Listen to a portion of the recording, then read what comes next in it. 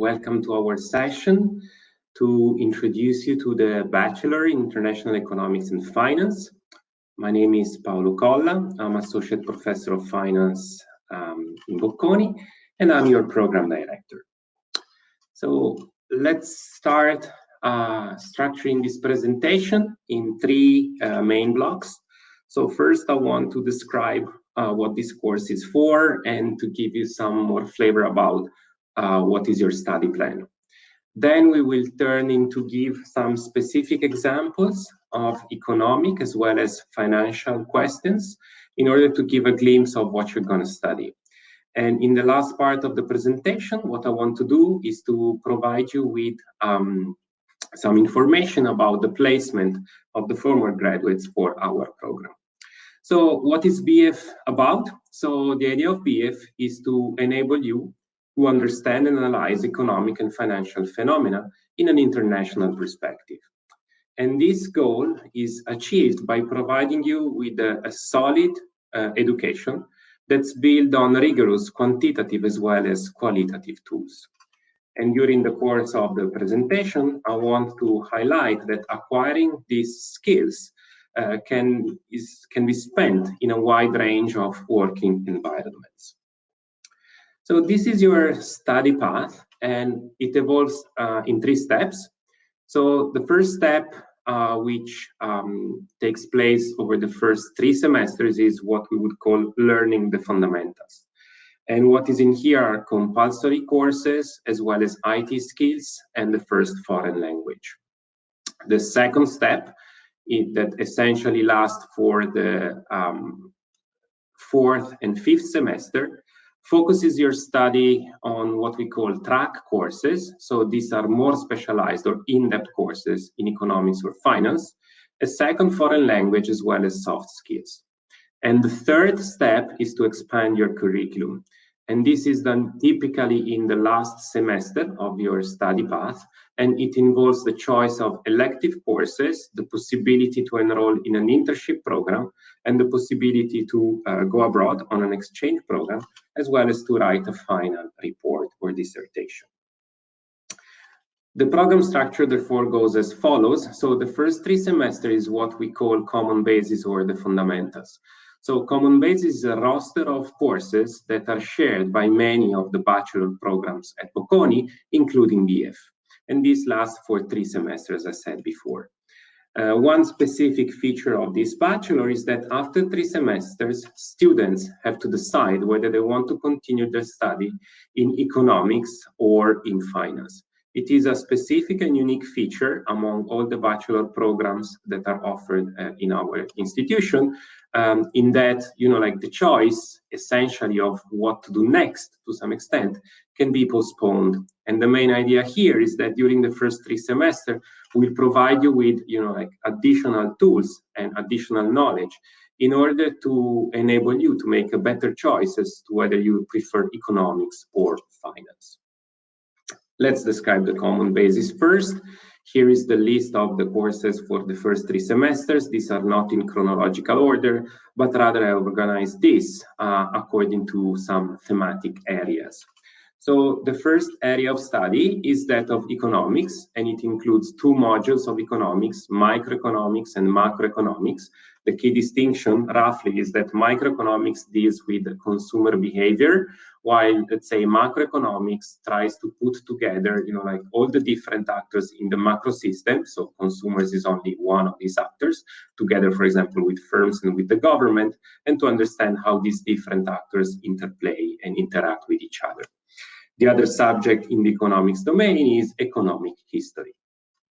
The second thematic area is that of finance, and it includes financial markets and institutions, which is an introductory course about how markets are organized, what assets can be traded, and who trades these assets, so what are the relevant institutions, as well as one module of accounting. The third building block in the common basis is quantitative methods. And quantitative methods includes mathematics, 2 modules, general and applied. Applied mathematics is essentially mathematics applied to finance, as well as statistics. The fourth building block is knowledge, excuse me, within the management as well as the law domain. So there is one course in management and 2 modules in law. These are called like legal system module 1, that's private law, and legal system module 2, which is constitutional law. The last building block is, let's say, transversal skills, if you like, and it includes computer science, critical thinking seminar, and your first foreign language. So let's see what comes next. So as I said before, after the first 3 semesters, students have to decide whether to go into economics or to the finance track. And from therefore the second semester of the second year, there is a separation between these 2 major or these 2 tracks. The separation, as you see, is not complete in the sense that both tracks still have to take some courses in common. This is the second module of accounting, corporate finance, a leadership and managerial skills seminar, as well as a second foreign language. The 2 tracks differ in terms of the courses that are highlighted in blue. So for the major in economics, you will have market organization and incentives, as well as international economics. We'll see at the later stage one example of one question within markets organization and incentive course. International economics is a course that deals with issues like trade across nations. If you decide, on the other hand, to specialize into finance, then you'll have financial economics. And again, we'll see one specific example at the later stage during this presentation. And then you also have international and monetary economics, which combines elements of trade together with monetary economics issues, like, for instance, how central banks, like act on markets. So in particular, how central banks, for instance, set interest rates. Then we continue with your third year. In your third year, the 2 tracks have in common only one course, which is a seminar in CSR and ethics. And then the 2 courses have the 2 tracks, have one course in econometrics. So in econometrics is essentially the way to apply statistics to economics as well as financial problems. So for the major in economics, there is an econometrics course that's tailored to the methods that are used in the economics domain. While for the major in finance, there is an econometrics course that is tailored with applications to finance problems. And then you have also to decide what we call your track compulsory courses or your major compulsories. And you have to select 4 courses out of a list of 6 courses for the major in economics, and out of this list of 5 courses for the major in finance. The goal of this major compulsory is to give you more specialized and in-depth knowledge of different aspects within, like the 2 domains, economics and finance. The last semester of your curriculum essentially focuses with the customization or personalization of your study plan. And to this end, you will have to select 2 electives. So electives are picked among the wide roster of electives that are offered university level. It's about 200 courses, and you have to select 2 of these, as well as the final report, so the final dissertation. So one elective can also be substituted with an internship. Bocconi has a rich program of internships.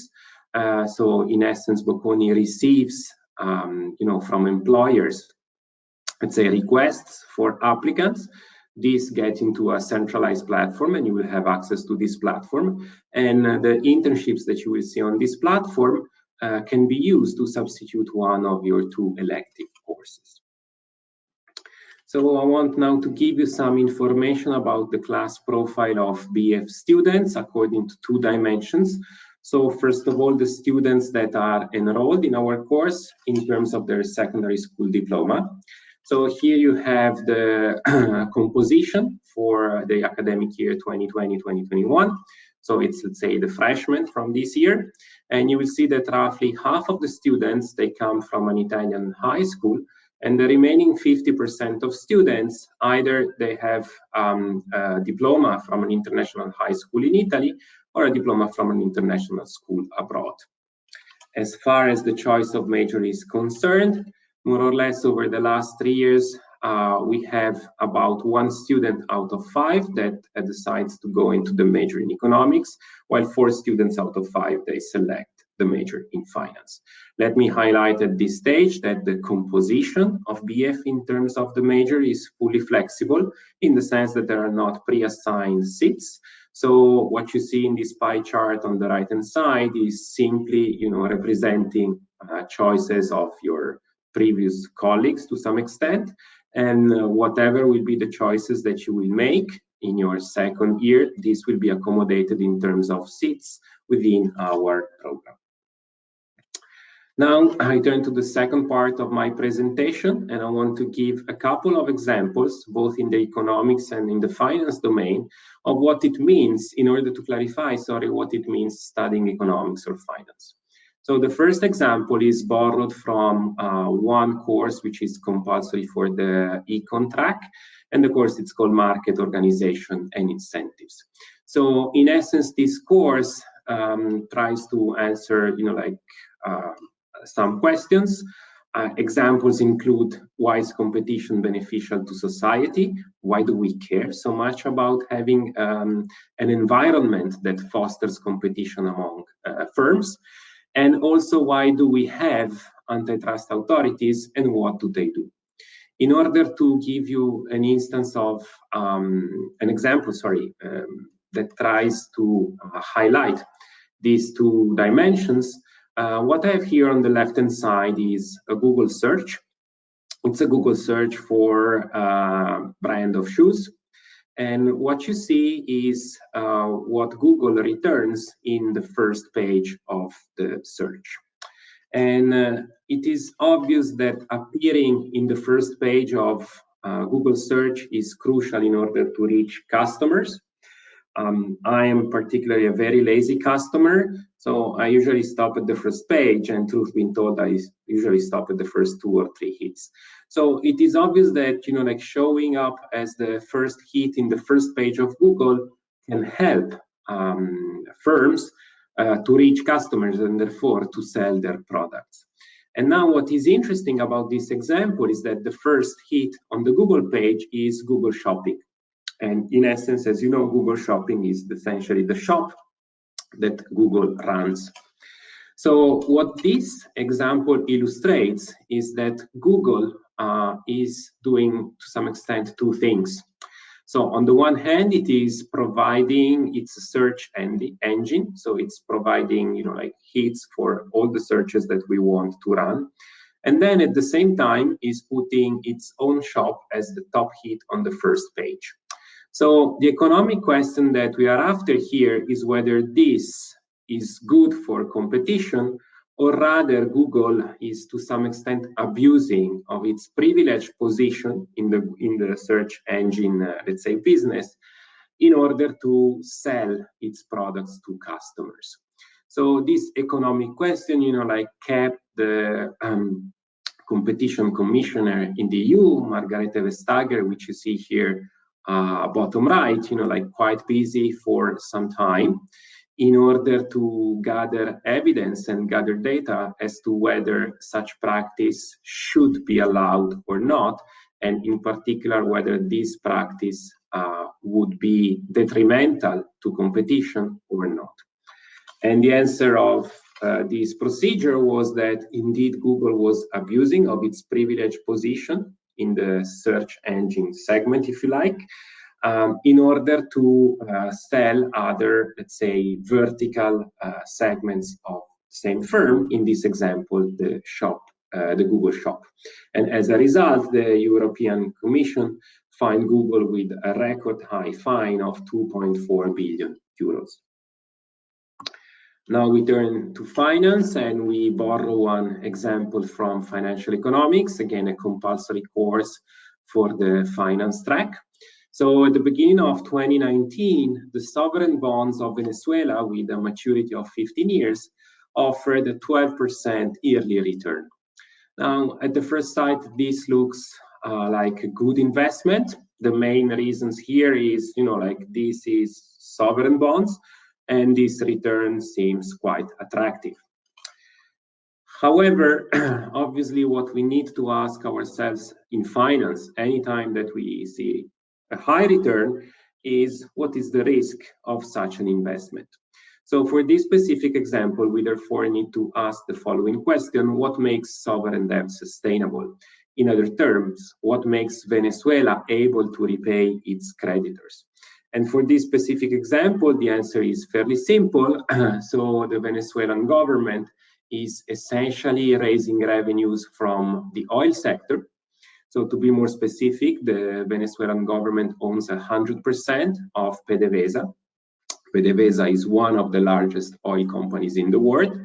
And in essence, the government, so the creditor, is able to repay, the debtor, so the Venezuela is able to repay creditors, by selling oil.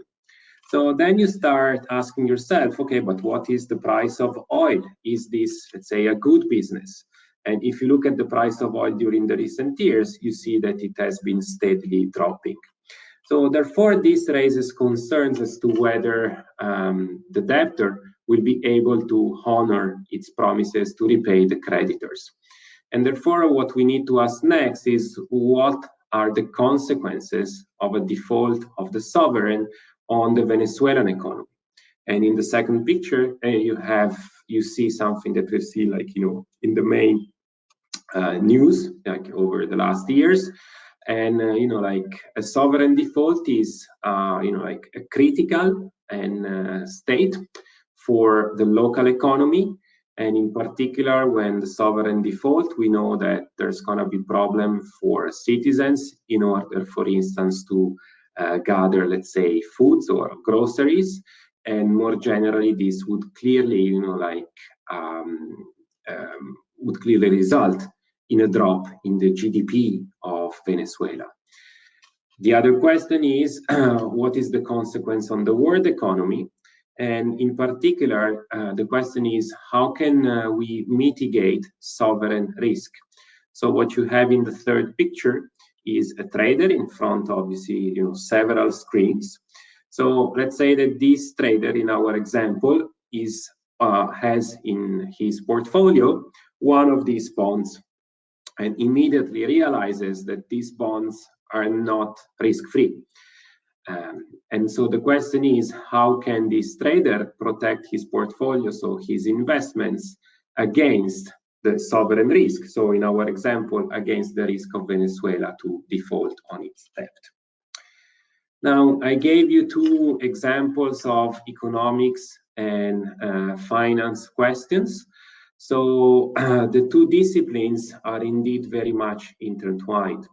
And in order to answer the previous questions in the proper way, what one needs, and this is what BF is promising to provide you, is to have a sound analytical background.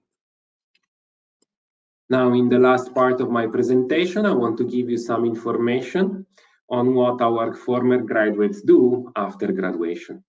So in particular, the majority of our graduates continues to study, enrolling in a Master of Science program, whether at Bocconi or at another institution. So this constitutes about 80 to 85% of former BF graduates.